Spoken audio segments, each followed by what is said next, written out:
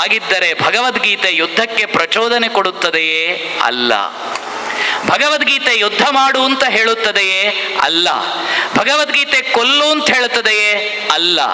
ಭಗವದ್ಗೀತೆ ಅಧರ್ಮವನ್ನ ನಾಶ ಮಾಡಿ ಧರ್ಮ ಸಂಸ್ಥಾಪನೆಯನ್ನ ಮಾಡು ಅಂತ ಹೇಳುತ್ತದೆ.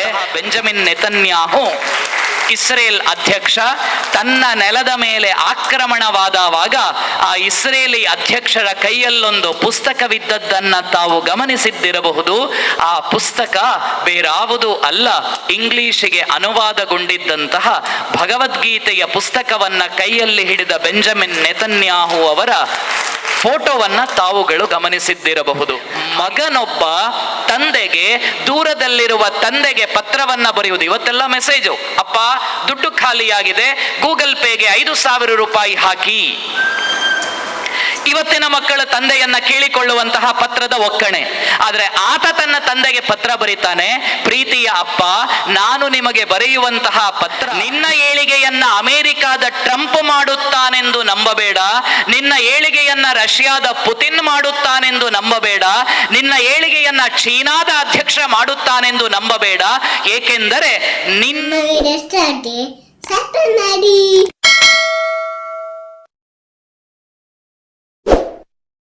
ವಸುದೇವ ಸುತಂ ದೇವಂ ಕಂಸ ಚಾಣೂರಮರ್ದನಂ ದೇವಕೀ ಪರಮಾನಂದಂ ಕೃಷ್ಣಂ ವಂದೇ ಜಗದ್ಗುರುಂ.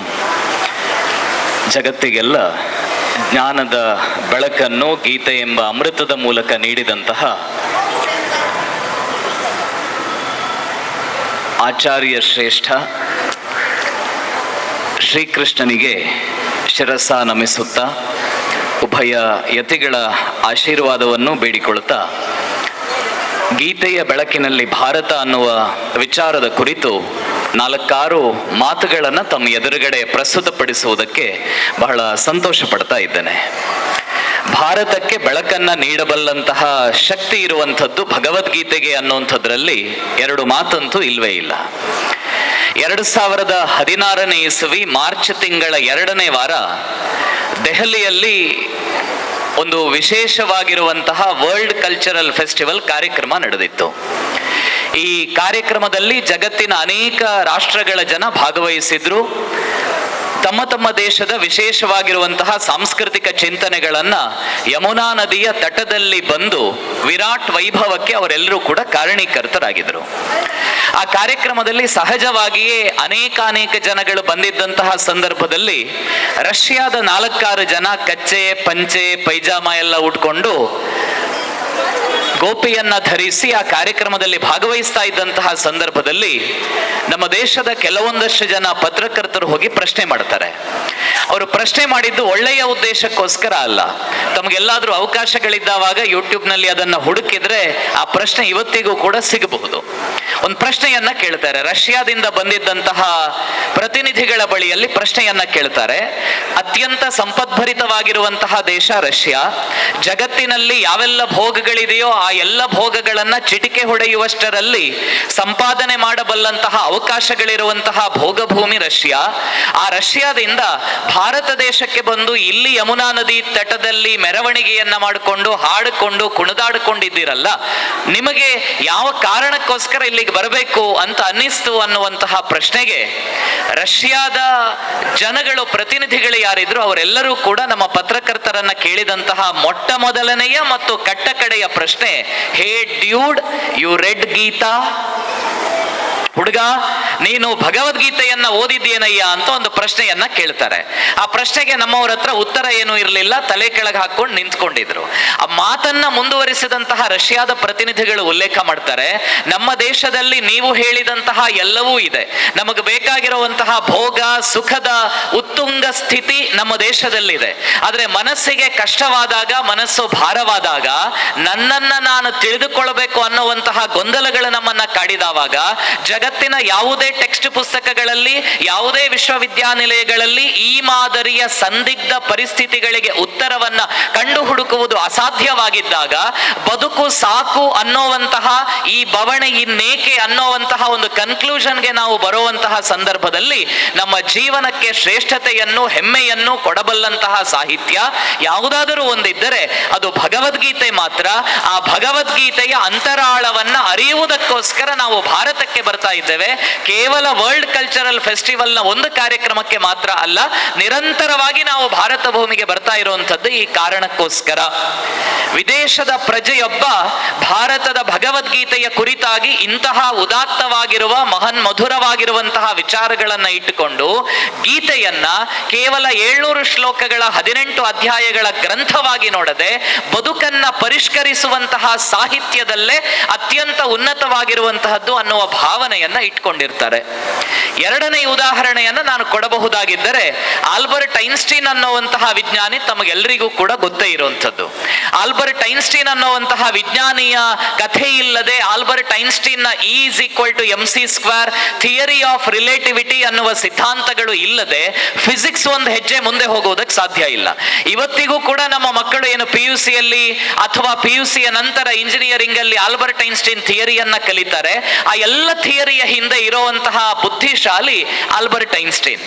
ಆಲ್ಬರ್ಟ್ ಐನ್ಸ್ಟೀನ್ ಅವರಿಗೆ ನೊಬೆಲ್ ಬಹುಮಾನ ಬಂದಾಗ ಐನ್ಸ್ಟೀನ್ ಅವರ ಬಳಿಯಲ್ಲಿ ಪ್ರಶ್ನೆ ಮಾಡಿ ಕೇಳ್ತಾರಂತೆ, ಆಲ್ಬರ್ಟ್ ಐನ್ಸ್ಟೀನ್ ಅವರೇ, ನಿಮಗೆ ನೊಬೆಲ್ ಬಹುಮಾನ ಬಂದಿದೆ, ನಿಮಗೆ ಅಭಿನಂದನೆಗಳು. ಈ ನೊಬೆಲ್ ಬಹುಮಾನದ ಹಿಂದೆ ಇರುವಂತಹ ಶಕ್ತಿ ಏನು, ನೊಬೆಲ್ ಬಹುಮಾನದ ಹಿಂದೆ ಇರುವಂತಹ ಸ್ಫೂರ್ತಿ ಏನು ಅಂತಂದವಾಗ ಆಲ್ಬರ್ಟ್ ಐನ್ಸ್ಟೀನ್ ಅವರು, ಬರ್ನ್ ನಗರದಲ್ಲಿ ನಾನು ಓಡಾಡಿದ ಕಾರಣದಿಂದಲಾಗಿ ನನಗೆ ಸ್ಫೂರ್ತಿ ಬಂತು ಅಂತ ಹೇಳಲಿಲ್ಲ, ಸ್ವಿಸ್ ನೆಲದಲ್ಲಿ ಇದ್ದದ್ದರಿಂದ ನನಗೆ ಪ್ರೇರಣೆ ಬಂತು ಅಂತ ಹೇಳಲಿಲ್ಲ. ಈ ಎಲ್ಲ ಥಿಯರಿ ಆಫ್ ರಿಲೇಟಿವಿಟಿ E=mc² ಸೂತ್ರಗಳೆಲ್ಲವೂ ಕೂಡ ನನ್ನದೇ ಕೊಡುಗೆ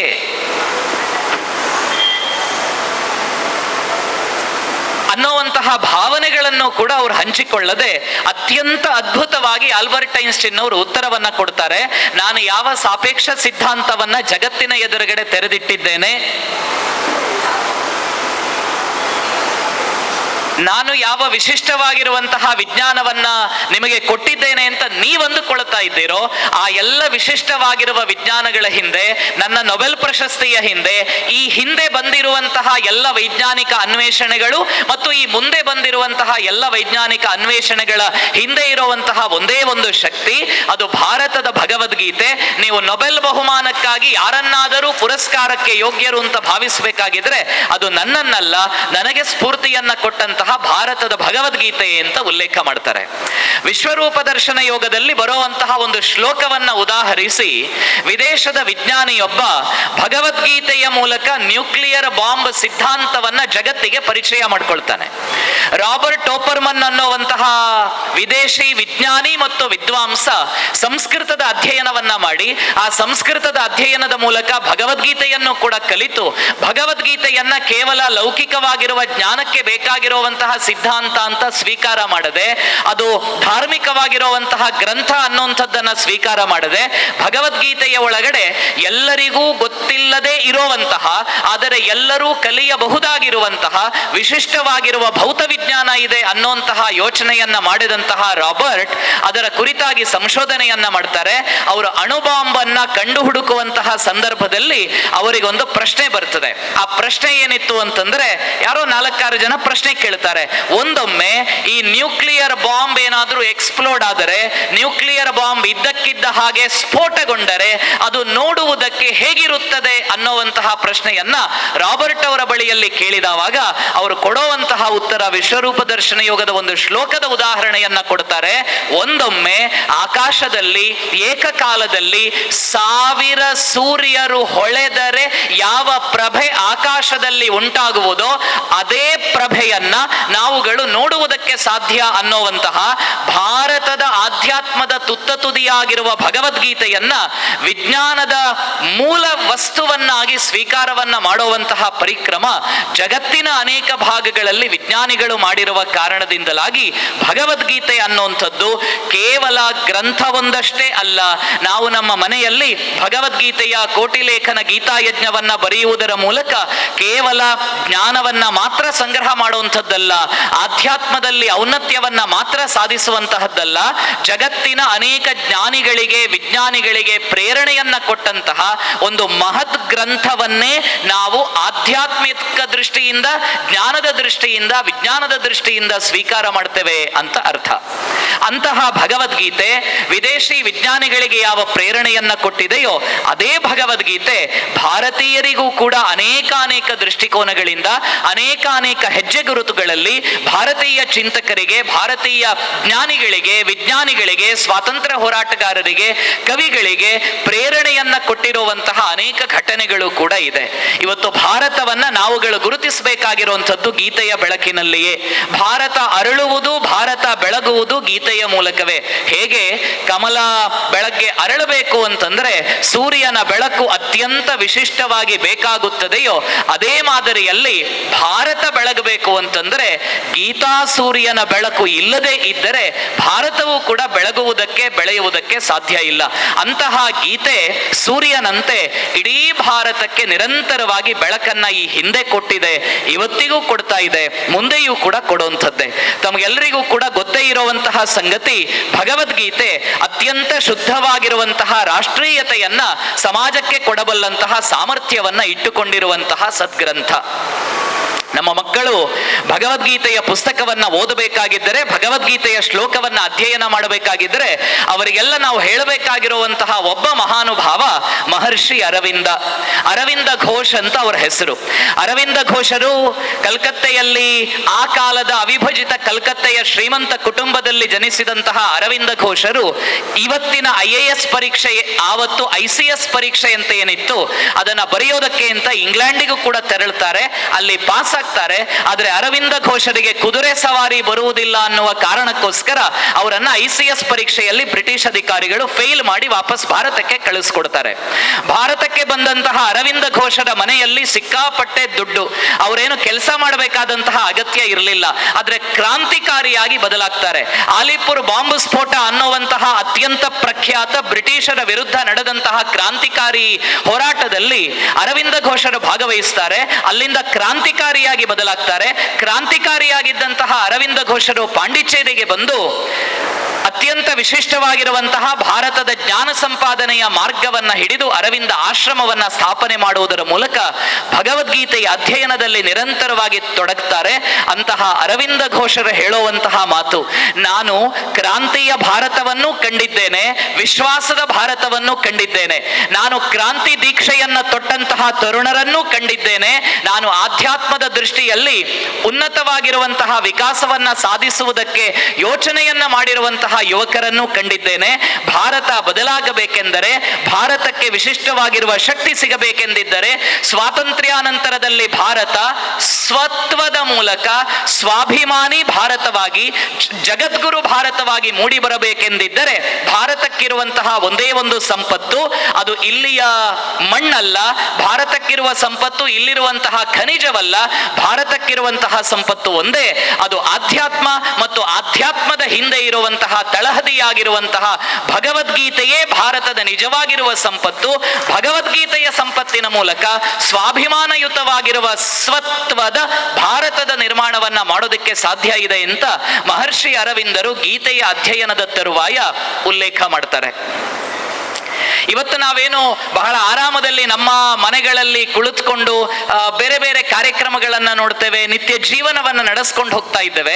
ಈ ಎಲ್ಲದರ ಹಿಂದೆ ಇರುವಂತಹ ಶಕ್ತಿ ನಮ್ಮ ಸ್ವಾತಂತ್ರ್ಯ ಹೋರಾಟ. ನೀವು ಅಂದುಕೊಳ್ಳಬಹುದು ಸ್ವಾತಂತ್ರ್ಯ ಹೋರಾಟಕ್ಕೂ ಭಗವದ್ಗೀತೆಗೂ ಏನು ಸಂಬಂಧ ಇದೆ ಅಂತ.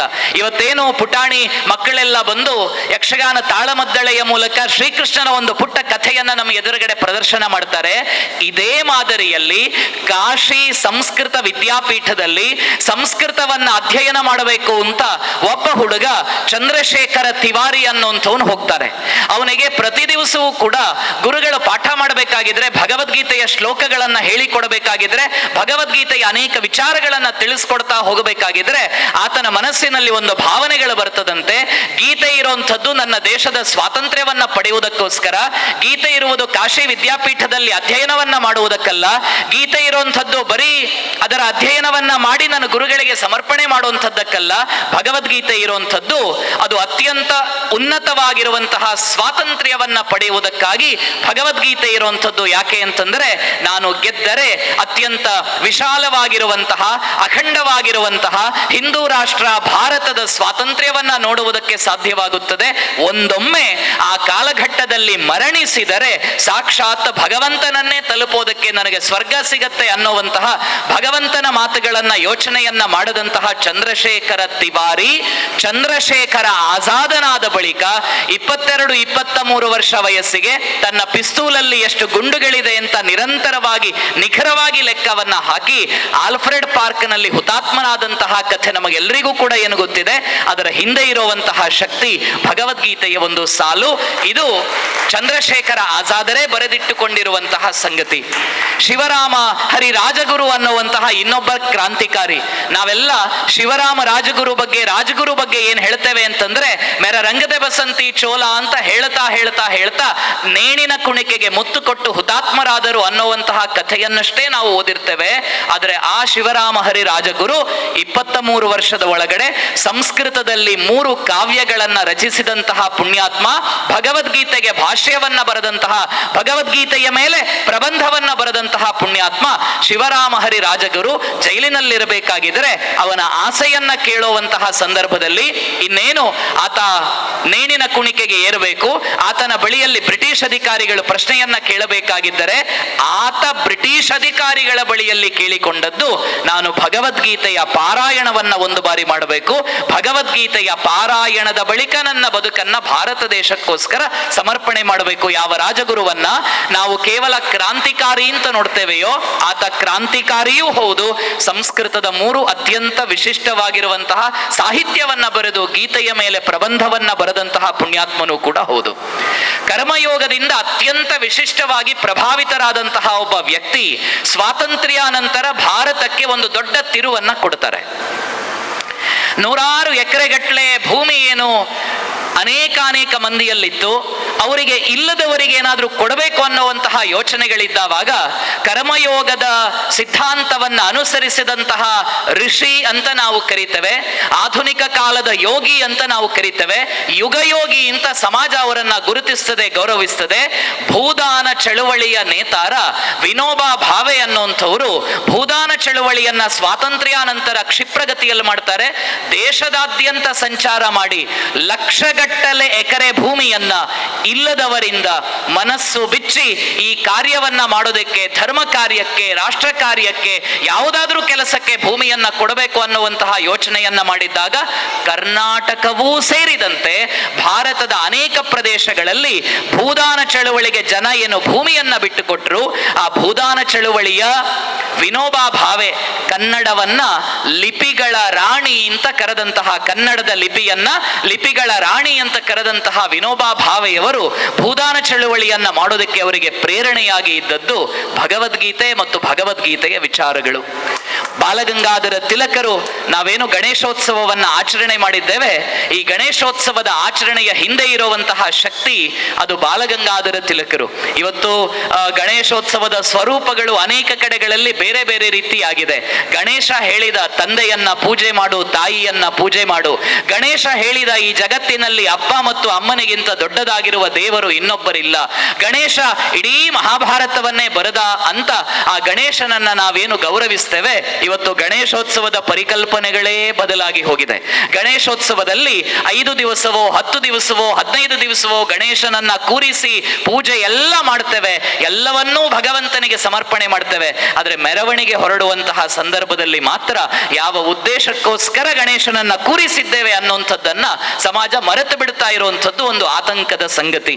ಆದರೆ 1883ರಲ್ಲಿ ಗಣೇಶೋತ್ಸವವನ್ನ ಸಾರ್ವಜನಿಕವಾಗಿ ಆಚರಣೆಗೆ ತಂದಂತಹ ಬಾಲಗಂಗಾಧರ ತಿಲಕರು, ವಿಷ್ಣು ಶಾಸ್ತ್ರಿ ಚಿಪ್ಲೂಣ್ಕರರು ಇಡೀ ಮಹಾರಾಷ್ಟ್ರದಲ್ಲಿ ಅತ್ಯಂತ ವಿಶಿಷ್ಟವಾಗಿರುವಂತಹ ಯೋಜನೆಯನ್ನ ಹಮ್ಮಿಕೊಂಡ ಪರಿಣಾಮವಾಗಿ ಮನೆಯಲ್ಲಿ ಪೂಜೆಗೆ ಒಳಗಾಗಿದ್ದಂತಹ ಗಣೇಶ 4 ಬೀದಿಗಳಲ್ಲಿ ಬಂದು ನಿಂತ, ತನ್ಮೂಲಕ ಸಮಾಜಕ್ಕೆಲ್ಲ ಸ್ವದೇಶಿ ಚಿಂತನೆಯ ಮೂಲಕ ಒಂದು ಬೆಳಕನ್ನ ಕೊಡೋದಕ್ಕೆ ಸಾಧ್ಯ ಆಯಿತು.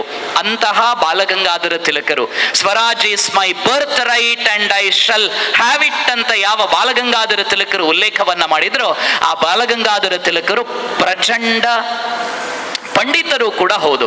ಭಗವದ್ಗೀತೆಯ ಮೇಲೆ ಅವರೊಂದು ಪುಸ್ತಕವನ್ನ ಬರೀತಾರೆ. ಆ ಪುಸ್ತಕವನ್ನ ಬರೆದದ್ದು ಮನೆಯಲ್ಲಿ ತುಂಬಾ ಸಮಯ ಇತ್ತು ಅನ್ನುವಂತಹ ಸಂದರ್ಭದಲ್ಲಲ್ಲ. ಅವರು ಭಗವದ್ಗೀತೆಯನ್ನ ಬರೆದದ್ದು ಜೈಲಿನಲ್ಲಿದ್ದಾಗ ಬರೆದಂತಹ ಭಗವದ್ಗೀತೆ. ಗೀತಾ ರಹಸ್ಯ ಅನ್ನುವಂಥದ್ದು ಬಾಲಗಂಗಾಧರ ತಿಲಕರು ಬರೆದಂತಹ ಭಗವದ್ಗೀತೆಯ ಮೇಲೆ ಕುರಿತಾಗಿ ಇರುವಂತಹ ಆ ಪ್ರಬಂಧ ವಿಶ್ವಮಾನ್ಯವಾಗಿರುವಂಥದ್ದು.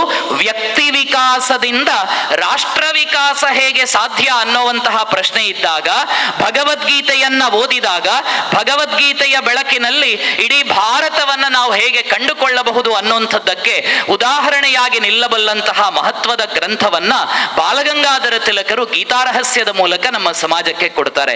ಹೀಗೆ ಅನೂಚಾನವಾಗಿ ಭಗವದ್ಗೀತೆ ಭಾರತೀಯ ಸಮಾಜಕ್ಕೆ, ಭಾರತೀಯ ಚಿಂತನೆಗಳಿಗೆ, ಭಾರತೀಯ ಲೌಕಿಕ ಜೀವನಕ್ಕೆ ಬೆಳಕನ್ನ ಕೊಟ್ಟಿರುವಂತಹ ಸದ್ಗ್ರಂಥ.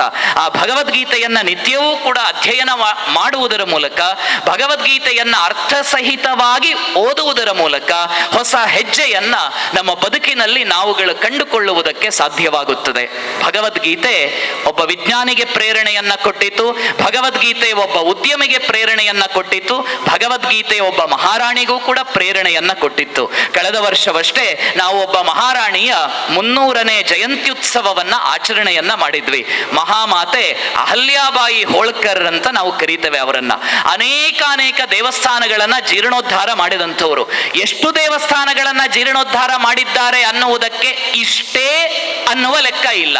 ಸಾವಿರಾರು ದೇವಸ್ಥಾನಗಳು, ಕಾಶ್ಮೀರದಿಂದ ಆರಂಭ ಮಾಡಿ ಕರ್ನಾಟಕದ ಬೇಲೂರಿನವರೆಗೂ ಕೂಡ ಸಾವಿರಾರು ದೇವಸ್ಥಾನಗಳನ್ನ ಜೀರ್ಣೋದ್ಧಾರ ಮಾಡಿದಂತಹ ಅಹಲ್ಯಾಬಾಯಿ ಹೋಳ್ಕರ್, ವಿಧರ್ಮಿಗಳ ಆಕ್ರಮಣಕ್ಕೆ ತುತ್ತಾದಂತಹ ದೇವಸ್ಥಾನಗಳು, ನಮ್ಮದೇ ಅವಜ್ಞೆಗೆ ಒಳಗಾಗಿ ಪಾಳು ಬಿದ್ದಂತಹ ದೇವಸ್ಥಾನಗಳನ್ನೆಲ್ಲ ಉದ್ಧಾರ ಮಾಡಿದಂತಹ ಅಹಲ್ಯಾಬಾಯಿ ಹೋಳ್ಕರ್ ಅವರ ಜೀವನದಲ್ಲಿ ವಿಶ್ವನಾಥ ದೀಕ್ಷಿತರು ಅನ್ನುವಂತಹ ಪುರೋಹಿತರ ಪಾತ್ರ ಬಹಳ ವಿಶಿಷ್ಟವಾಗಿರುವಂಥದ್ದು.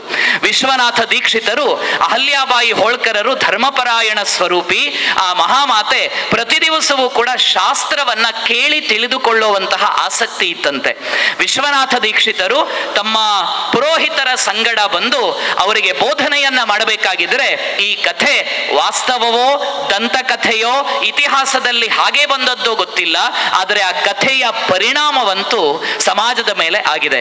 ಅವರು ಭಗವದ್ಗೀತೆಯ ಅಧ್ಯಯನವನ್ನ ಮಾಡಿಸಬೇಕಾಗಿದ್ದರೆ, ಬೋಧನೆಯನ್ನ ಮಾಡಿಸಬೇಕಾಗಿದ್ದರೆ ಮೊದಲನೆಯ ಶ್ಲೋಕ ಧರ್ಮಕ್ಷೇತ್ರೇ ಕುರುಕ್ಷೇತ್ರೇ ಅನ್ನುವಂತಹ ಶ್ಲೋಕವನ್ನ ಆರಂಭ ಮಾಡಬೇಕಾಗಿದ್ದರೆ ರಾಜಮಾತೆ ಅಹಲ್ಯಾಬಾಯಿ ಅಲ್ಲಿಗೆ ಅದನ್ನ ನಿಲ್ಲಿಸ್ತಾ ಇದ್ರಾಯ್ತಂತೆ.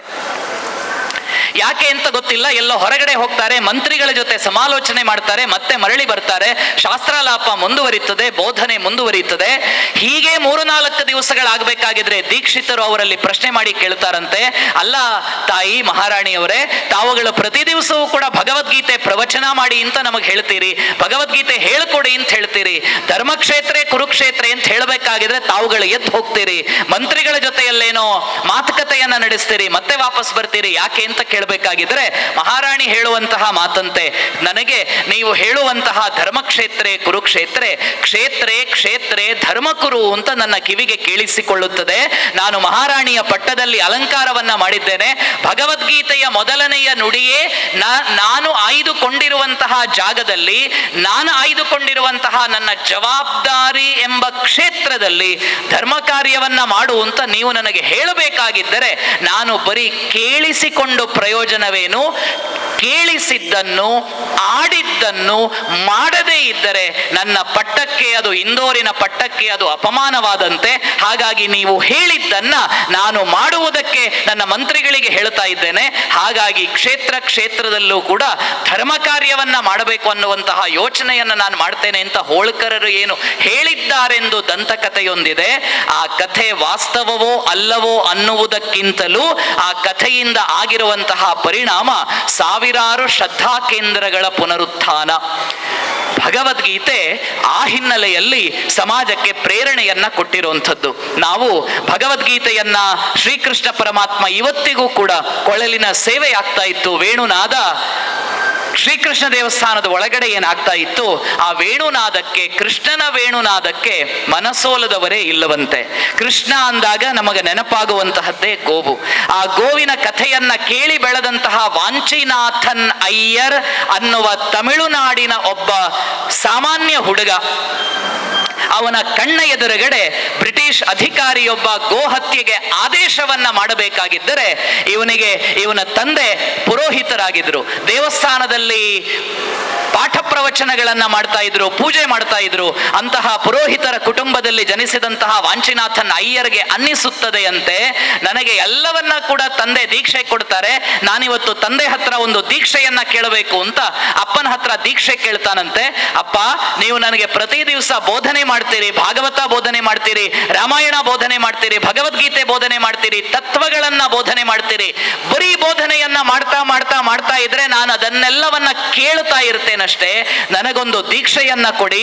ಬ್ರಹ್ಮವರ್ಚಸ್ಸು ನಿಮ್ಮ ಮೂಲಕ ನನಗ್ ಬಂದಿದೆ, ಕ್ಷಾತ್ರ ತೇಜಸ್ಸು ನನಗೆ ಬರಬೇಕು ಅಂತಂದ್ರೆ ದುಷ್ಟರು ದುರುಳರು ಸಮಾಜವನ್ನ ಹಾಳು ಮಾಡ್ತಾ ಇರುವಂತಹ ಸಂದರ್ಭದಲ್ಲಿ, ಸಮಾಜ ಹಾಳಾಗಿರುವಂಥದ್ದು ದುಷ್ಟರೆಲ್ಲ ಅಟ್ಟಹಾಸ ಮಾಡ್ತಾ ಇದ್ದಾರೆ ಅನ್ನೋ ಕಾರಣಕ್ಕೋಸ್ಕರ ಅಲ್ಲ. ಸಮಾಜ ಇವತ್ತು ಸ್ವಾಸ್ಥ್ಯವನ್ನ ಕಳೆದುಕೊಂಡಿರುವಂತಹದ್ದು ದುರ್ಜನರ ಅಟ್ಟಹಾಸದ ಕಾರಣದಿಂದಲಲ್ಲ, ನಮ್ಮಂತಹ ಸಜ್ಜನರು ಅಂತ ಹೇಳಿಸಿಕೊಂಡವರ ಮೌನದಿಂದಲಾಗಿ ಸಮಾಜ ಹಾಳಾಗಿದೆ ಅಲ್ಲವೇ ಅಪ್ಪ, ನನಗೆ ದೀಕ್ಷೆಯನ್ನ ಕೊಡಿ, ನಾನು ಕ್ಷಾತ್ರ ತೇಜಸ್ಸನ್ನ ಪ್ರಕಟೀಕರಿಸಬೇಕು ಅಂತ ಹೇಳಿದಾಗ ಅಪ್ಪ ದೀಕ್ಷೆಯನ್ನ ಕೊಡ್ತಾರಂತೆ. ವಾಂಚಿನಾಥನ್ ಅಯ್ಯರ್ 23 ವರ್ಷ ವಯಸ್ಸಿನ ಸಾಮಾನ್ಯ ತರುಣ, ಮೀಸೆ ಸರಿಯಾಗಿ ಚಿಗುರುವಂತಹ ಕಾಲಘಟ್ಟದಲ್ಲಿದ್ದಂತಹ ತರುಣ ಭಾರತೀಯ ಶಾಸ್ತ್ರದ ಅಧ್ಯಯನವನ್ನ ಮಾಡಿ ಗೋವಿನ ಹತ್ಯೆಗೆ ಆದೇಶವನ್ನ ಮಾಡಿದಂತಹ ಬ್ರಿಟಿಷ್ ಅಧಿಕಾರಿಯನ್ನ ವಧಿಸುತ್ತಾನೆ. ಗೋ ಹತ್ಯೆ ಇಡೀ ಭಾರತದ ಯಾವ ಪ್ರದೇಶದಲ್ಲೂ ಆಗಬಾರದು ಅಂತ ಆಗ್ರಹವನ್ನ ಮಾಡಿದಂತಹ ಪುಣ್ಯಾತ್ಮ ಅಯ್ಯರನ ಹಿಂದೆ ಇರುವಂಥದ್ದು ನಾವೆಲ್ಲರೂ ಕೂಡ ಯಾವ ಶ್ರದ್ಧೆಯ ಕೇಂದ್ರವೆಂದು ಭಾವಿಸುತ್ತೇವೆಯೋ ನಮ್ಮ ಭಾರತದ ಶಾಸ್ತ್ರಗಳು, ಪುರಾಣಗಳು ಮತ್ತು ಭಗವದ್ಗೀತೆ. ಅಂತಹ ಭಗವದ್ಗೀತೆ ನಮ್ಮೆಲ್ಲರ ಬದುಕಿಗೆ ಬೆಳಕಾಗುವಂತಹ, ಭಗವದ್ಗೀತೆ ನಮ್ಮೆಲ್ಲರ ಬದುಕಿಗೆ ಪ್ರೇರಣೆಯನ್ನ ಕೊಡಬಲ್ಲಂತಹ ಸದ್ಗ್ರಂಥ. ಆ ಗೀತೆಯ ಬೆಳಕಿನಲ್ಲೇ ಇವತ್ತು ಕೂಡ ಭಾರತ ಬೆಳಗ್ತಾ ಇದೆ. ತಮಗೆ 25 ವರ್ಷಗಳ ಹಿಂದೆ, ಇವಾಗ ಜುಲೈ 26ಕ್ಕೆ 26 ವರ್ಷ ಆಯ್ತು. ತಮಗೆ ಒಂದು ಪತ್ರ ಸಿಗ್ತದೆ, ಗೂಗಲ್ ಅಲ್ಲಿ ತಾವೇನಾದ್ರೂ ಸರ್ಚ್ ಮಾಡಿದ್ರೆ ಒಂದು ಪತ್ರ ನಿಮಗೆ ಸಿಗ್ತದೆ. 26 ವರ್ಷಗಳ ಹಿಂದೆ ಒಬ್ಬ ಮಗ ತನ್ನ ತಂದೆಗೆ ಬರೆದಂತಹ ಪತ್ರ. ಆತ ಯಾವುದೇ ಪಾಠಶಾಲೆಯಲ್ಲಿ ಅಧ್ಯಯನವನ್ನ ಮಾಡಿದಂಥವನಲ್ಲ, ಆತ ಶಾಸ್ತ್ರ ಪರಂಪರೆ ಪುರಾಣವನ್ನ ಓದಿದಂಥವನಲ್ಲ. ಆದ್ರೆ ಅವನಿಗೆ ಬಾಲ್ಯದಲ್ಲಿ ಅಮ್ಮ ಹೇಳಿಕೊಡುತ್ತಿದ್ದ, ಅಪ್ಪ ಹೇಳಿಕೊಡುತ್ತಿದ್ದ ಭಗವದ್ಗೀತೆಯ ಶ್ಲೋಕಗಳ ನೆನಪಿತ್ತು, ಕೃಷ್ಣನ ಮಾತುಗಳ ನೆನಪಿತ್ತು, ರಾಮನ ಕಥೆಗಳು ನೆನಪಿದ್ದವು. ಆತ ಯುದ್ಧ ಭೂಮಿಗೆ ಅಂತ ತೆರಳುತ್ತಾನೆ. ಅವನ ಹೆಸರು ಮೇಜರ್ ಪದ್ಮಪಾಣಿ ಆಚಾರ್ಯ. ಮೇಜರ್ ಪದ್ಮಪಾಣಿ ಆಚಾರ್ಯ ಅಂತ ಆತನ ಹೆಸರು. ಆ ಮೇಜರ್ ಪದ್ಮಪಾಣಿ ಆಚಾರ್ಯ ಮಗಳ ಹೆಸರು ಅಪರಾಜಿತ. 25ನೇ ವರ್ಷದ ಕಾರ್ಗಿಲ್ ವಿಜಯೋತ್ಸವ ಕಾರ್ಯಕ್ರಮಕ್ಕೆ ಆಕೆ ಕಾರ್ಗಿಲ್ ಸಮರ ಭೂಮಿಗೆ ಭೇಟಿ ಕೊಟ್ಟು ಅಲ್ಲಿದ್ದಂತಹ ಹುತಾತ್ಮ ಸೈನಿಕರಿಗೆಲ್ಲ ಗೌರವವನ್ನ ಸಮರ್ಪಣೆ ಮಾಡುವಾಗ ಮಗಳ ಹತ್ರ ಪ್ರಶ್ನೆ ಮಾಡ್ತಾರೆ ಒಬ್ರು ಪತ್ರಕರ್ತೊಂದು ಟಿವಿ ಚಾನೆಲ್ ಅವರು ಬಂದು ಪ್ರಶ್ನೆ ಮಾಡ್ತಾರೆ, ನಿಮಗೆ ಏನ್ ಅನ್ನಿಸ್ತಾ ಇದೆ? ಆಗ ಮಗಳು ಹೇಳ್ತಾಳೆ, ಏನ್ ಅನ್ನಿಸೋದು, ನಾನ್ ನನ್ನ ಅಪ್ಪನ ಮುಖವನ್ನೇ ನೋಡ್ಲಿಲ್ವಲ್ಲ. ಯಾಕೆ ಅಂತಂದ್ರೆ ನನ್ನ ಅಪ್ಪ ತೀರ್ಬೇಕಾಗಿದ್ರೆ, ನನ್ನ ಅಪ್ಪನ ಶವ ಸಂಸ್ಕಾರ ಆಗ್ಬೇಕಾಗಿದ್ರೆ ನಾನು ಅಮ್ಮನ ಹೊಟ್ಟೆಯಲ್ಲಿದ್ದೆ. ನನಗೆ ಅಪ್ಪ ಹೇಗಿದ್ದ, ಅಪ್ಪ ಏನ್ ಮಾಡ್ತಿದ್ದ, ಅಪ್ಪ ಅಂದರೆ ಏನು ಅನ್ನುವುದೇ ನನಗೆ ಗೊತ್ತಿಲ್ಲದೆ ಇರುವಾಗ ಏನ್ ಅನ್ನಿಸ್ತದೆ ಅಂತಂದ್ರೆ ನಾನು ಏನ್ ಹೇಳೋದಿಕ್ ಸಾಧ್ಯ? ತಂದೆ ಮೇಜರ್ ಪದ್ಮಪಾಣಿ ಆಚಾರ್ಯ ಕಾರ್ಗಿಲ್ ಯುದ್ಧದಲ್ಲಿ ಭಾಗವಹಿಸುತ್ತಿದ್ದಂತಹ ಸಂದರ್ಭದಲ್ಲಿ ತನ್ನ ತಂದೆಗೊಂದು ಪತ್ರವನ್ನ ಬರೀತಾನೆ. ದಯವಿಟ್ಟು ತಾವುಗಳು ಮನೆಗೆ ಹೋದ ನಂತರ ಈ ಪತ್ರವನ್ನ ನಿಮ್ಮ ಮನೆಯಲ್ಲಿ ಎಳೆಯ ಮಕ್ಕಳಿದ್ದರೆ ಮಗನೊಬ್ಬ ತಂದೆಗೆ, ದೂರದಲ್ಲಿರುವ ತಂದೆಗೆ ಪತ್ರವನ್ನ ಬರೆಯುವುದು. ಇವತ್ತೆಲ್ಲ ಮೆಸೇಜು, ಅಪ್ಪ ದುಡ್ಡು ಖಾಲಿಯಾಗಿದೆ, ಗೂಗಲ್ ಪೇಗೆ 5,000 ರೂಪಾಯಿ ಹಾಕಿ. ಇವತ್ತಿನ ಮಕ್ಕಳ ತಂದೆಯನ್ನ ಕೇಳಿಕೊಳ್ಳುವಂತಹ ಪತ್ರದ ಒಕ್ಕಣೆ. ಆದ್ರೆ ಆತ ತನ್ನ ತಂದೆಗೆ ಪತ್ರ ಬರೀತಾನೆ, ಪ್ರೀತಿಯ ಅಪ್ಪ, ನಾನು ನಿಮಗೆ ಬರೆಯುವಂತಹ ಪತ್ರ ನಿಮ್ಮ ಕೈ ಸೇರುವ ಹೊತ್ತಿಗೆ ನಿಮ್ಮ ಮಗ ಮೋಡಗಳ ಮರೆಯಲ್ಲಿ ಮರೆಯಾಗಿ ಹೋಗಿರುತ್ತಾನೆ. ನಾನು ಜಗತ್ತಿನ ಅತ್ಯಂತ ಎತ್ತರವಾದ ಶಿಖರದಲ್ಲಿದ್ದೇನೆ. ಭಾರತ ಮತ್ತು ಪಾಕಿಸ್ತಾನದ ನಡುವೆ ಯುದ್ಧ ನಡೆಯುವಂತಹ ಸಂದರ್ಭ ಎದುರಾಗಿದೆ. ನಾನು ಶತ್ರುಗಳ ವಿರುದ್ಧ ಹೋರಾಡಬೇಕು. ಅಪ್ಪ, ನಾನೊಂದು ವೇಳೆ ಗೆದ್ದರೆ ಭಾರತದ ಧ್ವಜವನ್ನ ಹಾರಾಡಿಸಿಕೊಂಡು ನಮ್ಮ ಮನೆಗೆ ಬರುತ್ತೇನೆ. ಒಂದು ವೇಳೆ ನಾನೇನಾದರೂ ಯುದ್ಧದಲ್ಲಿ ವೀರಸ್ವರ್ಗವನ್ನ ಪಡೆದರೆ ಅದೇ ಭಾರತದ ಧ್ವಜವನ್ನ ಹೊತ್ತು ನಮ್ಮ ಮನೆಗೆ ಬರುತ್ತೇನೆ. ಒಂದೋ ಧ್ವಜವನ್ನ ಹಾರಾಡಿಸಿ ಬರುತ್ತೇನೆ, ಒಂದೋ ಧ್ವಜವನ್ನ ಹೊತ್ತು ನಾನು ಮನೆಗೆ ಬರುತ್ತೇನೆ. ನಾನು ಮನೆಗೆ ಬರುವುದು ನಿಶ್ಚಿತ. ಆದರೆ ಅಪ್ಪ, ದಯವಿಟ್ಟು ನಾನೇನಾದರೂ ಹುತಾತ್ಮನಾದರೆ ಅಳಬೇಡಿ. ನೀವೇ ನನಗೆ ಹೇಳಿಕೊಟ್ಟಂತಹ ಪಾಠ, ಹತೋವಾ ಪ್ರಾಪ್ಸ್ಯಸೆ ಸ್ವರ್ಗಂ ಜಿತ್ವಾವಾ ಭೋಕ್ಷ್ಯಸೆ ಮಹೀಂ. ಇದು ಮೇಜರ್ ಪದ್ಮಪಾಣಿ ಆಚಾರ್ಯ ಬರೆದಂತಹ ಭಗವದ್ಗೀತೆಯ, ಮಹಾಭಾರತದ ಗೀತೆಯ ಕೃಷ್ಣನ ಅರ್ಜುನನ ಸಂದೇಶವನ್ನ ಮೇಜರ್ ಪದ್ಮಪಾಣಿ ಆಚಾರ್ಯ ತನ್ನ ಪತ್ರದಲ್ಲಿ ಉಲ್ಲೇಖ ಮಾಡ್ತಾನೆ. ಸತ್ತರೆ ವೀರ ಸ್ವರ್ಗ ನನಗೆ ಸಿಗುತ್ತದೆ, ಗೆದ್ದರೆ ಈ ಭೂಮಿ ನಿನಗೆ ಸಿಗುತ್ತದೆ ಅನ್ನುವಂತಹ ಸಂದೇಶವನ್ನ ಒಬ್ಬ ಸೈನಿಕ 26 ವರ್ಷಗಳ ಹಿಂದೆ ಭಗವದ್ಗೀತೆಯ ಬೋಧನೆಯಾಗಿ ಸಹಸ್ರ ವರ್ಷಗಳೇ ಕಳೆದರೂ 26 ವರ್ಷಗಳ ಹಿಂದಿನ ರಣಭೂಮಿಯಲ್ಲಿ ಒಬ್ಬ ಸೈನಿಕ ಗೀತೆಯನ್ನ ಪ್ರೇರಣೆಯನ್ನಾಗಿ ತೆಗೆದುಕೊಳ್ಳಬಹುದಾಗಿದ್ದರೆ, ಶತ್ರುಗಳ ನಾಶವನ್ನ ಮಾಡುವಂತಹ ಸಂದರ್ಭದಲ್ಲಿ, ಭೂಮಿಯನ್ನ ಉಳಿಸುವಂತಹ ಸಂದರ್ಭದಲ್ಲಿ, ಧರ್ಮ ಮತ್ತು ಅಧರ್ಮದ ನಡುವೆ, ಸತ್ಯ ಮತ್ತು ಅಸತ್ಯದ ನಡುವೆ, ನ್ಯಾಯ ಮತ್ತು ಅನ್ಯಾಯದ ನಡುವೆ, ನೀತಿ ಮತ್ತು ಅನೀತಿಯ ನಡುವೆ ಸ್ಪರ್ಧೆಯಾಗುವಂತಹ ಸಂದರ್ಭದಲ್ಲಿ ಸತ್ಯವೇ ಗೆಲ್ಲಬೇಕು, ನ್ಯಾಯವೇ ಗೆಲ್ಲಬೇಕು, ನೀತಿಯೇ ಗೆಲ್ಲಬೇಕು, ಧರ್ಮವೇ ಗೆಲ್ಲಬೇಕು. ಯಾಕೆ ಅಂತಂದರೆ ಎಲ್ಲವೂ ಧರ್ಮದಲ್ಲಿಯೇ ಸತ್ಯದಲ್ಲಿಯೇ ಪ್ರತಿಷ್ಠಿತವಾಗಿದೆ ಅನ್ನುವಂತಹ ಭಾರತೀಯ ಶಾಸ್ತ್ರದ ಆಧಾರವನ್ನ ಇಟ್ಟುಕೊಂಡೇ ನಮ್ಮ ಸೈನಿಕರು ಆಪರೇಷನ್ ಸಿಂಧೂರನ್ನ ಮಾಡಿದ್ದು, ನಮ್ಮ ಸೈನಿಕರು ಬೇರೆ ಬೇರೆ ರೀತಿಯ ಆಪರೇಷನ್ಗಳನ್ನ ಮಾಡಿ ಇವತ್ತು ನಾವು ನೀವು ಆರಾಮದಲ್ಲಿ ಇರುವುದಕ್ಕೆ ಕಾರಣೀಕರ್ತರಾದಂತಹ ಸೈನಿಕರಿಗೂ ಪ್ರೇರಣೆಯಾಗಿರುವಂತಹದ್ದು ಭಗವದ್ಗೀತೆಯೇ. ಆ ಭಗವದ್ಗೀತೆಯ ಆಧಾರದಲ್ಲಿಯೇ ಇಡೀ ಸಮಾಜ ಬೆಳೆದು ನಿಂತಾಗ, ಗೀತೆಯ ಚಿಂತನೆಯ ಮೂಲಕ ಸಮಾಜಕ್ಕೆ ಬೆಳಕಾದವಾಗ ಒಂದು ಅದ್ಭುತವಾಗಿರುವಂತಹ ಭಾರತವನ್ನ ನಾವಿವತ್ತು ಕಂಡುಕೊಳ್ಳುವುದಕ್ಕೆ ಸಾಧ್ಯವಾಗುತ್ತಿದೆ. ತಾವುಗಳು ಕಳೆದ ಅನೇಕ ವರ್ಷಗಳಿಂದ ಮಾನ್ಯ ಪ್ರಧಾನಮಂತ್ರಿಗಳು ಆಗಾಗ ಹೇಳುತ್ತಿರುವ ಆತ್ಮನಿರ್ಭರ ಭಾರತ ಅನ್ನುವಂತಹ ಪದವನ್ನ ಕೇಳಿರ್ತೀರಿ. ಮನ್ ಕಿ ಬಾತ್ ಅಲ್ಲಿ ಆ ಪದದ ಉಪಯೋಗವನ್ನ ಮಾಡಿದ್ರು, ಸ್ವಾತಂತ್ರ್ಯ ಸಂದೇಶದಲ್ಲಿ ಆ ಪದದ ಉಪಯೋಗವನ್ನ ಮಾಡಿದ್ರು. ಆತ್ಮನಿರ್ಭರ ಭಾರತ ಅಂತ ಕರೀತಾರೆ. ಸ್ವಯಂ ತನ್ನ ಮೇಲೆ ತಾನು ನಿಂತುಕೊಳ್ಳುವಂತಹ ಭಾರತ. ಯಾವತ್ತೂ ನಿನ್ನ ಬಗ್ಗೆ ನೀನು ಕೀಳಾಗಿ ಕಾಣಬೇಡ, ಸ್ವಾಭಿಮಾನದಿಂದ ಬದುಕುವಂತಹ ಭಾರತ, ಜಗತ್ತಿನ ಎದುರುಗಡೆ ಮೈ ಕೊಡವಿ ಎದ್ದು ನಿಲ್ಲಬಲ್ಲಂತಹ ಭಾರತದ ಬಗ್ಗೆ ಏನು ನಮ್ಮ ಪ್ರಧಾನಮಂತ್ರಿಗಳು ಮಾತನಾಡ್ತಾ ಇದ್ದಾರೆ. ಆ ಮಾತಿನ ಹಿಂದೆ ಇರುವಂತಹದ್ದು ಕೂಡ, ನಿನ್ನ ಏಳಿಗೆಯನ್ನ ಅಮೆರಿಕಾದ ಟ್ರಂಪ್ ಮಾಡುತ್ತಾನೆಂದು ನಂಬಬೇಡ, ನಿನ್ನ ಏಳಿಗೆಯನ್ನ ರಷ್ಯಾದ ಪುತಿನ್ ಮಾಡುತ್ತಾನೆಂದು ನಂಬಬೇಡ, ನಿನ್ನ ಏಳಿಗೆಯನ್ನ ಚೀನಾದ ಅಧ್ಯಕ್ಷ ಮಾಡುತ್ತಾನೆಂದು ನಂಬಬೇಡ. ಏಕೆಂದರೆ ನಿನ್ನ ಬಾಳಿನ ಏಳಿಗೆಯ ಶಿಲ್ಪಿ ನೀನೆ. ನಿನ್ನ ಮೇಲೆ ನೀನು ನಂಬಿಕೆಯನ್ನ ಇಟ್ಟುಕೊಂಡಾಗ ಜಗತ್ತೇ ನಿನ್ನ ಪದತಲದಲ್ಲಿ ನಮಸ್ಕಾರವನ್ನ ಮಾಡುತ್ತದೆಂಬ ಉದ್ಧರೇದಾತ್ಮನಾತ್ಮಾನಂ ಭಾವದ ಭಾರತವನ್ನ ಇವತ್ತು ನಾವೇನು ಕಾಣಿಸ್ಕೊಳ್ತಾ ಇದ್ದೇವೆ. ಹಾಗಿದ್ದರೆ ಭಗವದ್ಗೀತೆ ಇಲ್ಲದೆ ಅದನ್ನ ಹೇಳಿದಂತಹ ಪದ ಬೇರೆ ಇರಬಹುದು, ಅರ್ಥ ಬೇರೆ ಇರಬಹುದು, ಆದರೆ ಭಾವ ಮಾತ್ರ ಅದೇ. ನಮ್ಮ ಬಾಳಿನ ಏಳಿಗೆಯ ಶಿಲ್ಪಿ ನಾವೇ ಅನ್ನುವಂತಹ ಚಿಂತನೆಯನ್ನ ಯಾವ ಭಗವದ್ಗೀತೆ ಸಾವಿರಾರು ವರ್ಷಗಳಿಂದ ನಿರಂತರವಾಗಿ ನಮಗೆಲ್ಲರಿಗೂ ಕೂಡ ನೀಡಿದೆಯೋ ಅಂತಹ ಭಗವದ್ಗೀತೆ ನಮ್ಮ ಬಾಳಿಗೆ ಪ್ರೇರಣೆಯಾಗುತ್ತದೆ. ನಮ್ಮ ಮನೆಗಳಲ್ಲಿರುವಂತಹ, ಈ ಕಾರ್ಯಕ್ರಮದಲ್ಲಿರುವಂತಹ ವಿದ್ಯಾಪೀಠದ ವಿದ್ಯಾರ್ಥಿಗಳಿಗೆಲ್ಲರಿಗೂ ಪ್ರತಿ ದಿವಸಗಳು ಇದಾಗ್ತಾನೆ ಇರ್ತದೆ. ಆದರೆ ಲೌಕಿಕವಾಗಿರುವಂತಹ ಬದುಕಿನಲ್ಲಿ ನಾವೇನು ಮಕ್ಕಳು ಭಾಗವಹಿಸ್ತಾ ಇರ್ತೇವೆ, ಶಾಲೆ ಕಾಲೇಜುಗಳಿಗೆ ಹೋಗ್ತಾ ಇರ್ತೇವೆ, ಆ ಮಕ್ಕಳಿಗೆ ಭಗವದ್ಗೀತೆಯ ಪಾಠವನ್ನ ಹೇಳಿಕೊಡುವಂತಹ ವ್ಯವಸ್ಥೆ ಶಾಲೆ ಕಾಲೇಜುಗಳಲ್ಲಿಲ್ಲ. ಭಗವದ್ಗೀತೆಯನ್ನ ಶಾಲೆಯಲ್ಲಿ ಹೇಳಿಕೊಡಬೇಕು ಅಂತಂದಾವಾಗ ಅದಕ್ಕೆ ಬೇರೆ ಬೇರೆ ಬಣ್ಣವನ್ನ ಕಟ್ಟುವಂತಹ ಯೋಚನೆಗಳು ಕೂಡ ಬರ್ತದೆ. ಭಗವದ್ಗೀತೆ ಅನ್ನುವಂಥದ್ದು ನೈತಿಕ ಶಿಕ್ಷಣದ ಸದ್ಗ್ರಂಥ. ಭಗವದ್ಗೀತೆ ಅನ್ನುವಂಥದ್ದು ನಿನ್ನ ದೇಶವನ್ನ ನೀನು ಹೇಗೆ ಪ್ರೀತಿಸಬೇಕು ಅನ್ನುವುದನ್ನು ಹೇಳಿಕೊಡುವಂತಹ ಸದ್ಗ್ರಂಥ. ಅಂತಹ ಉದಾತ್ತವಾಗಿರುವಂತಹ ಗ್ರಂಥದ ಪಾಠ ಶಾಲೆಯಲ್ಲಾಗದೇ ಇದ್ದಾವಾಗ ಆ ಪಾಠವನ್ನ ಮಾಡಬೇಕಾಗಿರುವಂಥದ್ದು ಮನೆಯಲ್ಲಿರುವಂತಹ ಪ್ರತಿಯೊಬ್ಬರ ಕರ್ತವ್ಯ. ಯಾಕೆ ಅಂತಂದ್ರೆ ಭಗವದ್ಗೀತೆಯನ್ನ ಓದುವಂತಹ ಪ್ರತಿಯೊಬ್ಬ ವ್ಯಕ್ತಿಯೂ ಕೂಡ ನಮ್ಮ ಮಗು ಏನಾದರೂ ಸಣ್ಣ ಪುಟ್ಟ ತಪ್ಪುಗಳನ್ನ ಮಾಡಿದವಾಗ ಶ್ರೀಕೃಷ್ಣ ಹೊಡಿಲಿಲ್ಲ, ಶ್ರೀಕೃಷ್ಣ ಬೈಲಿಲ್ಲ, ಶ್ರೀಕೃಷ್ಣ ಆಯ್ತು ಮಾರಾಯ ನನಗೆ ಯುದ್ಧ ಬೇಡ ಅಂತಂದ್ರೆ ನನ್ನನ್ನು ಯಾಕೆ ಕರ್ಕೊಂಡು ಬಂದಿ ಅಂತ ಹೋಗ್ಲಿಲ್ಲ.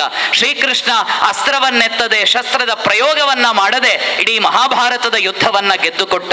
ಅಂತಹ ಶ್ರೀಕೃಷ್ಣ ಪರಮಾತ್ಮ ಅರ್ಜುನನಿಗೆ ಹೇಳ್ತಾನೆ, ಅರ್ಜುನ ಏನ್ ಹೇಳಿದ, ಪ್ರಭು ನನ್ನಿಂದ ಆಗ್ತಾ ಇಲ್ಲ, ಯುದ್ಧ ಮಾಡುವುದಕ್ಕೆ ನನಗೆ ಸಾಧ್ಯವಾಗ್ತಾ ಇಲ್ಲ, ಗಾಂಡೀವ ನನ್ನ ಕೈಯಿಂದ ಜಾರ್ತಾ ಇದೆ, ರೋಮಗಳೆಲ್ಲ ಸೆಟೆದು ಎದ್ದು ನಿಂತಿವೆ, ಎದುರುಗಡೆ ಇರೋವಂತಹ ಚಿಕ್ಕಪ್ಪ ದೊಡ್ಡಪ್ಪ ಅಣ್ಣ ತಮ್ಮ ಭಾವ ನೆಂಟ ಇವರನ್ನೆಲ್ಲ ನೋಡಬೇಕಾಗಿದ್ರೆ ಯುದ್ಧ ಮಾಡುವುದು ಹೇಗೆ ಅನ್ನುವ ಗೊಂದಲದಲ್ಲಿ ನಾನಿದ್ದೇನೆ, ದಯವಿಟ್ಟು ದಯಮಾಡಿ ನನಗೆ ಕೃಪೆ ತೋರು ಅಂತ ಅರ್ಜುನ ಹೇಗೆ ಹೇಳುತ್ತಾನೆಯೋ ಇವತ್ತು ನಮ್ಮ ಮನೆಯ ಮಕ್ಕಳು ಹಾಗೆಯೇ ಇದ್ದಾರೆ. ನಮ್ಮ ಮನೆಯ ಮಕ್ಕಳು ಕೂಡ ಹೊರಗಡೆಯ ಸಮಾಜದಿಂದ ಎದುರಾಗಬಹುದಾಗಿರುವಂತಹ ಆಪತ್ತುಗಳು ಧುತ್ತನೆ ಪ್ರತ್ಯಕ್ಷವಾದವಾಗ ಅಯ್ಯೋ ಮುಂದೆ ನಾನೇನು ಮಾಡಲಿ ಅನ್ನುವಂತಹ ಪ್ರಶ್ನೆಯನ್ನ ಇಟ್ಟುಕೊಂಡು ಓಡಿ ಹೋಗಬಹುದಾಗಿರುವಂತಹ ಸಾಧ್ಯತೆಗಳಿರುವ, ಸಮಾಜದ ಮೇಲೆ ಆಗುತ್ತಿರುವ ಆಕ್ರಮಣ, ಸಮಾಜದ ಮೇಲೆ ಆಗ್ತಾ ಇರುವಂತಹ ಅನೇಕ ರೀತಿಯ ಅನಾಚಾರಗಳನ್ನ ಕಂಡು ಹೆದರಿ ನನ್ನಿಂದ ಸಾಧ್ಯವಿಲ್ಲವೆಂದು ಓಡಿ ಹೋಗುವಂತಹ ಮಾನಸಿಕತೆಯನ್ನ ನಮ್ಮ ಮಕ್ಕಳೇನಾದರೂ ಬೆಳೆಸ್ಕೊಳ್ತಾರೆ ಅಂತಂದರೆ ಭಾರತವನ್ನ ವಿದೇಶಿ ಶಕ್ತಿಗಳು ನುಂಗಿ ನೀರು ಕುಡಿಯುವುದಕ್ಕೆ ಕಾಯ್ತಾ ಇದೆ. ಹಾಗಿದ್ದಾಗ ನಮ್ಮ ಮನೆಯ ಮಕ್ಕಳಿಗೆ ನಾವೇನು ಹೇಳಿಕೊಡಬೇಕು ಅಂತಂದ್ರೆ, ಅರ್ಜುನ ಆ ಪ್ರಶ್ನೆಯನ್ನ ಇಟ್ಟಾವಾಗ ಶ್ರೀಕೃಷ್ಣ ಆಯ್ತು ಮಾರಾಯ ಹೋಗೋಣ ಅಂತ ಹೇಳಿಲ್ಲ. ಕೃಷ್ಣ ಹೇಳುವಂತಹ ಒಂದೇ ಒಂದು ಮಾತು, ಇದನ್ನೇನಾದರೂ ಅವನು ಹೇಳುತ್ತಿದ್ದರೆ ನಾನು ಒಪ್ಪಿಕೊಳ್ಳುತ್ತಿದ್ದೆ, ಇದನ್ನೇನಾದರೂ ಇವನು ಹೇಳುತ್ತಿದ್ದರೂ ನಾನು ಒಪ್ಪಿಕೊಳ್ಳುತ್ತಿದ್ದೆ, ನನಗೆ ಯುದ್ಧ ಮಾಡೋದಕ್ಕೆ ಸಾಧ್ಯ ಆಗ್ತಾ ಇಲ್ಲ ಕೃಷ್ಣ ಅಂತ ಬೇರೆ ಯಾರೇ ಬಂದಿದ್ದರೂ ಕೂಡ ನಾನು ಪರ್ಮಿಷನ್ ಗ್ರಾಂಟೆಡ್ ಅಂತ ಹೇಳ್ತಾ ಇದ್ದೆ. ಆದರೆ ಇದು ನಿನಗೆ ಹೇಳಿ ಮಾಡಿಸಿದ್ದಲ್ಲ, ಕೃಷ್ಣನ ಮಾತು ಇದು ನಿನಗೆ ಹೇಳಿ ಮಾಡಿಸಿದ್ದಲ್ಲ. ನಮ್ಮ ಮಕ್ಕಳು ಕೂಡ ಈ ಪ್ರಶ್ನೆಯನ್ನ ನಮ್ಮೆದುರುಗಡೆ ಇಟ್ಟಾಗ, ಅಮ್ಮ ನಾನು ಸೋತ್ ಹೋಗ್ತಾ ಇದ್ದೀನಿ ಅಂತ ಹೇಳಿದಾಗ, ಅಪ್ಪ ನನ್ನ ಕೈಯಿಂದ ಆಗ್ತಾ ಇಲ್ಲ ಅನ್ನುವಂತಹ ಪ್ರಶ್ನೆಯನ್ನ ಇಟ್ಟಾವಾಗ 99 ಮಾರ್ಕ್ಸ್ ಬಂದು 100ಕ್ಕೆ 1 ಮಾರ್ಕ್ ಕಡಿಮೆ ಆಯಿತು ಅಂತ ಹೇಳಿ ಫ್ಯಾನ್ ಅನ್ನ ನೋಡಿ 10 ಫೀಟ್ ಉದ್ದದ ಹಗ್ಗವನ್ನ ತಗೊಂಡು ಬದುಕನ್ನ ಮುಗಿಸಬೇಕೆಂಬ ಯೋಚನೆ ಮಗುವಿನ ಮನಸ್ಸಿನಲ್ಲಿ ಬಂದಾವಾಗ ನಾವು ಆ ಮಗುವಿಗೆ ಹೇಳಬೇಕಾಗಿರುವಂಥದ್ದು, ನಿನ್ನಲ್ಲಿ ಅಗಾಧವಾದ ಶಕ್ತಿ ಇದೆ ಮಾರಾಯ, ಆ ಶಕ್ತಿಯನ್ನ ಉಪಯೋಗ ಮಾಡು, ಇದು ನಿನಗೆ ಹೇಳಿ ಮಾಡಿಸಿದ್ದಲ್ಲ ಅಂತ. ಕೃಷ್ಣ ಹೇಗೆ ಭಾರತನನ್ನು ಜಾಗೃತಗೊಳಿಸಿದನೋ, ಅರ್ಜುನನನ್ನ ಜಾಗೃತಗೊಳಿಸಿದನೋ, ಇವತ್ತು ಸ್ವಸ್ಥ ಸಮಾಜಕ್ಕೋಸ್ಕರ ನಮ್ಮ ಮನೆಯಲ್ಲಿರುವಂತಹ ಚಿಣ್ಣರನ್ನು ಕೂಡ ಭಗವದ್ಗೀತೆಯ ಮೂಲಕ ಜಾಗೃತಗೊಳಿಸಬೇಕಾಗಿರುವಂತಹ ಒಂದು ವಿಶೇಷವಾಗಿರುವಂತಹ ಪರಂಪರೆ ಇದೆ. ಭಾರತದ ಗುರುಕುಲ ವ್ಯವಸ್ಥೆಗೆ ಕೀರ್ತಿ ಕಲಶದಂತೆ ಇರುವಂತಹದ್ದೇ ಭಗವದ್ಗೀತೆ. ಭಾರತೀಯ ಜ್ಞಾನದ ಪರಂಪರೆ ಹೇಗೆ ಅಂತ ನೋಡಿ, ಗುರುಗಳು ಮಕ್ಕಳಿಗೆ ಪಾಠ ಮಾಡ್ತಾರೆ. ಯಕ್ಷಗಾನದ ಕ್ಲಾಸಲ್ಲಿ ಟೀಚರು ಮಕ್ಕಳಿಗೆಲ್ಲ ಪಾತ್ರವನ್ನ ಕೊಟ್ಟು ಪಾತ್ರಕ್ಕೆ ಪೂರಕವಾಗಿರುವಂತಹ ಸಂಭಾಷಣೆಯನ್ನು ಜೋಡಿಸ್ಕೊಡ್ತಾರೆ. ಮಕ್ಕಳೇನೋ ಹೇಳಬೇಕಾಗಿದ್ರೆ ಒಂದು ಸಂಭಾಷಣೆಯಲ್ಲಿ ಸಣ್ಣ ಪುಟ್ಟ ತಪ್ಪುಗಳಾದವಾಗ ಟೀಚರು ಅದನ್ನ ದೊಡ್ಡದೆಂದು ಮಾಡದೆ ಅದನ್ನ ಹಾಗೇ ಮುಂದುವರಿಸಿಕೊಂಡು ಮುಂದಕ್ಕೆ ಚೆನ್ನಾಗಾಗ್ತದೆ ಅಂತ ಹೇಳ್ತಾರೆ.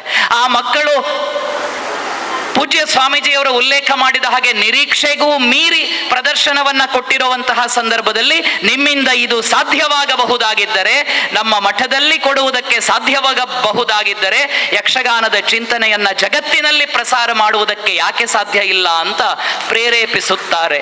ಇದು ಭಾರತೀಯ ಗುರುಕುಲ ವ್ಯವಸ್ಥೆಯ, ಭಾರತದ ವಿದ್ಯಾವ್ಯವಸ್ಥೆಯ ಅತ್ಯಂತ ಸುಂದರವಾಗಿರುವಂತಹ ಕ್ಷಣ. ಇದನ್ನ ಕೊಟ್ಟದ್ದು ಶ್ರೀಕೃಷ್ಣ ಪರಮಾತ್ಮ ಭಗವದ್ಗೀತೆಯ ಮೂಲಕ. ಬೇರೆ ಯಾವುದೇ ಚಿಂತನೆಯನ್ನ ನೀವು ನೋಡಿ, ಗುರು ಏನ್ ಹೇಳ್ತಾನೆ, ಇದೇ ಸತ್ಯ, ಇದೇ ಸತ್ಯ, ಇದನ್ನೇ ಮಾಡಬೇಕು, ಇದನ್ನೇ ಹೇಳಬೇಕು, ಈ ರೀತಿಯಾಗಿಯೇ ನಡೆಯಬೇಕು. ಆದರೆ ಶ್ರೀಕೃಷ್ಣ ಪರಮಾತ್ಮ ಅರ್ಜುನನಿಗೆ ಎಲ್ಲ ಬೋಧನೆಯನ್ನ ಮಾಡಿದ ಬಳಿಕ ಕಟ್ಟ ಕಡೆಯದಾಗಿ ಹೇಳುವಂಥದ್ದು, ಯಥೇಚ್ಛಸಿ ತಥಾ ಕುರು. ನಾನು ಒಳ್ಳೇದು ಯಾವುದು ಅಂತ ಹೇಳಿದ್ದೇನೆ, ಕೆಟ್ಟದ್ದು ಯಾವುದು ಅಂತ ಹೇಳಿದ್ದೇನೆ, ಸರಿ ಯಾವುದು ಅಂತ ಹೇಳಿದ್ದೇನೆ, ಸರಿ ಎಲ್ಲದ್ದು ಯಾವುದು ಅಂತ ಹೇಳಿದ್ದೇನೆ.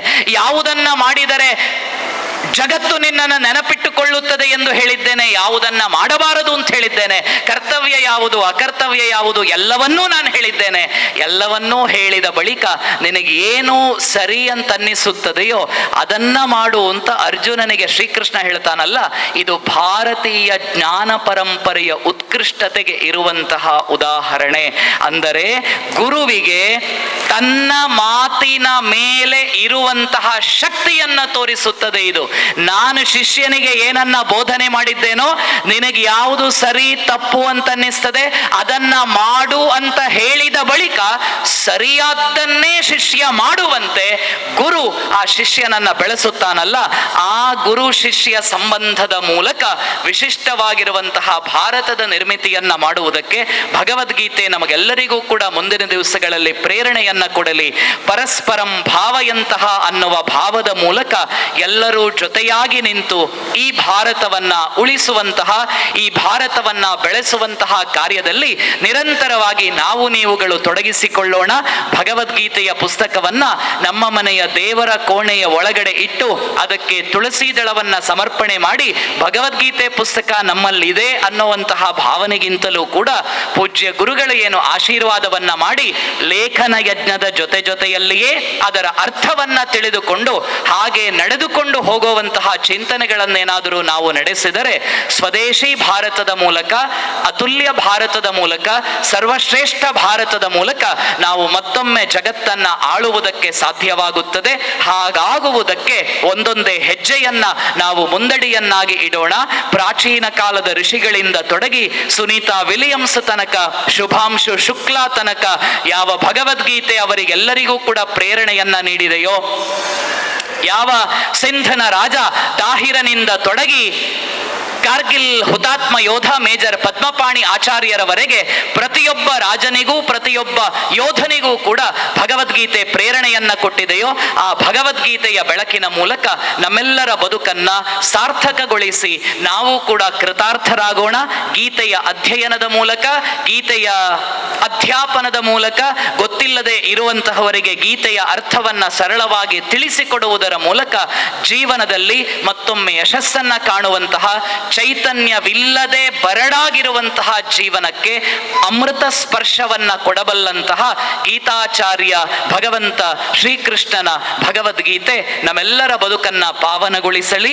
ನಮ್ಮೆಲ್ಲರ ಜೀವನಕ್ಕೆ ಭಗವದ್ಗೀತೆ ಅಮೃತ ಗಂಗೆಯಾಗಿ ಮೂಡಿ ಬಂದು ಮುಂದಿನ ದಿವಸಗಳಲ್ಲಿ ನಮ್ಮ ಮೂಲಕ ಭದ್ರ ಭಾರತದ ನಿರ್ಮಿತಿಗೆ ಪ್ರೇರಣೆಯನ್ನ ನೀಡುವ ಹಾಗಾಗಲಿ ಅನ್ನುವಂತಹ ಆಶಯದೊಂದಿಗೆ ಕಟ್ಟಕಡೆಯದಾಗಿ ಒಂದೇ ಒಂದು ಮಾತು.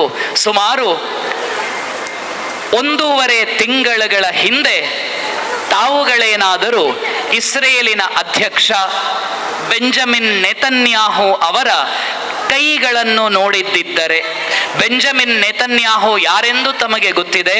ಇಸ್ರೇಲನ್ನ ಗರ್ವಿ ಇಸ್ರೇಲ್ ಆಗಿ ಬದಲಾಯಿಸಿದಂಥವರು. ಸುತ್ತಲೂ 6-7 ಶತ್ರು ದೇಶಗಳಿದ್ದರೂ ಕೂಡ ಆ ಶತ್ರು ದೇಶಗಳ ವಿರುದ್ಧ ಇಸ್ರೇಲನ್ನ ಸಮರ್ಥವಾಗಿ ನಿಲ್ಲಿಸಿದಂತಹ ಪುಣ್ಯಾತ್ಮ ಬೆಂಜಮಿನ್ ನೆತನ್ಯಾಹು ಪಾಕಿಸ್ತಾನ ಭಾರತದ ಮೇಲೆ ದಾಳಿಯನ್ನ ಮಾಡಿದಾಗ, ಭಾರತ ಪ್ರತೀಕಾರವಾಗಿ ಆಪರೇಷನ್ ಸಿಂಧೂರನ್ನ ಮಾಡಿದಾಗ, ಭಾರತದ ಜೊತೆಯಲ್ಲಿ ನಿಮ್ಮ ಜೊತೆ ನಾನಿದ್ದೇನೆ ಅಂತ ಘಂಟಾಘೋಷವಾಗಿ ಘೋಷಣೆಯನ್ನ ಮಾಡಿದಂತಹ ಬೆಂಜಮಿನ್ ನೆತನ್ಯಾಹು ಇಸ್ರೇಲ್ ಅಧ್ಯಕ್ಷ ತನ್ನ ನೆಲದ ಮೇಲೆ ಆಕ್ರಮಣವಾದವಾಗ ಆ ಇಸ್ರೇಲಿ ಅಧ್ಯಕ್ಷರ ಕೈಯಲ್ಲೊಂದು ಪುಸ್ತಕವಿದ್ದದ್ದನ್ನ ತಾವು ಗಮನಿಸಿದ್ದಿರಬಹುದು. ಆ ಪುಸ್ತಕ ಬೇರಾವುದೂ ಅಲ್ಲ, ಇಂಗ್ಲಿಷಿಗೆ ಅನುವಾದಗೊಂಡಿದ್ದಂತಹ ಭಗವದ್ಗೀತೆಯ ಪುಸ್ತಕವನ್ನ ಕೈಯಲ್ಲಿ ಹಿಡಿದ ಬೆಂಜಮಿನ್ ನೆತನ್ಯಾಹು ಅವರ ಫೋಟೋವನ್ನ ತಾವುಗಳು ಗಮನಿಸಿದ್ದಿರಬಹುದು. ಹಾಗಿದ್ದರೆ ಭಗವದ್ಗೀತೆ ಯುದ್ಧಕ್ಕೆ ಪ್ರಚೋದನೆ ಕೊಡುತ್ತದೆಯೇ? ಅಲ್ಲ. ಭಗವದ್ಗೀತೆ ಯುದ್ಧ ಮಾಡು ಅಂತ ಹೇಳುತ್ತದೆಯೇ? ಅಲ್ಲ. ಭಗವದ್ಗೀತೆ ಕೊಲ್ಲು ಅಂತ ಹೇಳುತ್ತದೆಯೇ? ಅಲ್ಲ. ಭಗವದ್ಗೀತೆ ಅಧರ್ಮವನ್ನ ನಾಶ ಮಾಡಿ ಧರ್ಮ ಸಂಸ್ಥಾಪನೆಯನ್ನ ಮಾಡು ಅಂತ ಹೇಳುತ್ತದೆ. ಭಗವದ್ಗೀತೆ ಅನ್ಯಾಯದ ಮಾರ್ಗದಲ್ಲಿ ನಡೆಯುತ್ತಿರುವವರನ್ನ ನಾಶ ಮಾಡಿ ಜಗತ್ತಿನಲ್ಲಿರುವಂತಹ 100 ಸಜ್ಜನರಿಗೆ ನೆಮ್ಮದಿಯ ಬದುಕನ್ನ ಕೊಡೆಂದು ಯಾವ ಭಗವದ್ಗೀತೆ ಹೇಳುತ್ತದೆಯೋ ಆ ಭಗವದ್ಗೀತೆ ಇಸ್ರೇಲಿಗರಿಗೆ ಪ್ರೇರಣೆಯಾಗಬಹುದಾಗಿದ್ದರೆ, ಜಪಾನಿಯರಿಗೆ ಪ್ರೇರಣೆಯಾಗಬಹುದಾಗಿದ್ದರೆ, ಯಾವ ನೆಲದಲ್ಲಿ ನಿಂತು ಸ್ವಯಂ ಶ್ರೀಕೃಷ್ಣನೇ ಗೀತಾ ಉಪದೇಶವನ್ನ ಮಾಡುವುದರ ಮೂಲಕ ನಮ್ಮೆಲ್ಲರ ಅಜ್ಞಾನವನ್ನ ದೂರ ಮಾಡಿದನೋ ಅಂತಹ ಗೀತಾಚಾರ್ಯನ ನೆಲದಲ್ಲಿರುವಂತಹ ನಾವುಗಳು ಗೀತೆಯನ್ನ ಧಾರ್ಮಿಕ ದೃಷ್ಟಿಯಿಂದಲೂ ರಾಷ್ಟ್ರೀಯ ದೃಷ್ಟಿಯಿಂದಲೂ ರಾಷ್ಟ್ರವಿಲ್ಲದೆ ಧರ್ಮವಿಲ್ಲ, ಧರ್ಮಕ್ಕೆ ಸೋಲಾದರೆ ರಾಷ್ಟ್ರ ಉಳಿಯುವುದಕ್ಕೆ ಸಾಧ್ಯವಿಲ್ಲ. ರಾಷ್ಟ್ರವೂ ಧರ್ಮವೂ ಒಂದೇ ನಾಣ್ಯದ ಎರಡು ಮುಖಗಳಾಗಿರುವಾಗ ರಾಷ್ಟ್ರ ಧರ್ಮ ಪ್ರತಿಷ್ಠಾಯೈ ಸಿದ್ಧ ಖಡ್ಗ ಸದಾವಯಂ ಅನ್ನುವಂತಹ ಭಾವನೆಯನ್ನ ನಮ್ಮ ಮನೆಯಲ್ಲಿರುವಂತಹ ಮಕ್ಕಳಲ್ಲಿ ಭಗವದ್ಗೀತೆ ಬೆಳೆಸಿ ಓಜಸ್ವಿ ಭಾರತದ, ತೇಜಸ್ವಿ ಭಾರತದ, ಅದಮ್ಯ ಭಾರತದ, ಅಜಿಂಕ್ಯ ಭಾರತದ ರಚನೆಗೆ ಪ್ರೇರಣೆಯನ್ನ ಕೊಡಲಿ ಅನ್ನುವಂತಹ ಆಶಯವನ್ನ ಈ ಸಂದರ್ಭದಲ್ಲಿ ವ್ಯಕ್ತಪಡಿಸ್ತಾ ನನ್ನ ವಾಕ್ಪುಷ್ಪವನ್ನ ಪರಮ ಪೂಜ್ಯರ ಪಾದಕಮಲಗಳಿಗೆ ಸಮರ್ಪಣೆ ಮಾಡ್ತಾ ಇದ್ದೇನೆ. ಧನ್ಯವಾದ, ನಮಸ್ಕಾರ. ನನ್ನ ವಿಡಿಯೋ ಇಷ್ಟ ಆಗಿ ಸಬ್ಸ್ಕ್ರೈಬ್ ಮಾಡಿ.